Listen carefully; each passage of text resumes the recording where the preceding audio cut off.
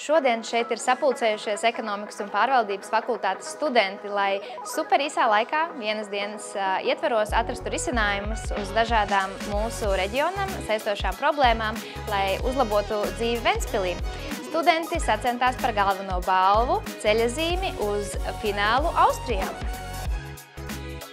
Šādi hakatoni ir ļoti nozīmīgi un arī interesanti priekš mums kā darba devējiem. No tāda viedokļa, ka mēs varam iepazīt studentu idejas, studentu aktualitātes un arī studentu spēju ātri lielu informācijas apjomu sakanalizēt tādā pavisam mazā 3 minūšu pičā.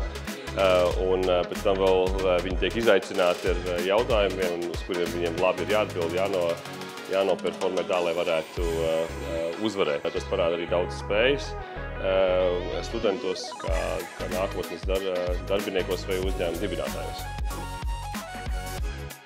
Tas iepazīstināja studentus ar vispār hakatonu vidi, ko daudz vispār izvairās no tā.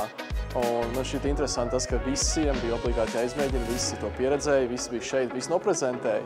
Un man šķiet visiem gāja lieliski, ka tas ir pats lielākais, ko var iegūt no šī tāda pasākuma.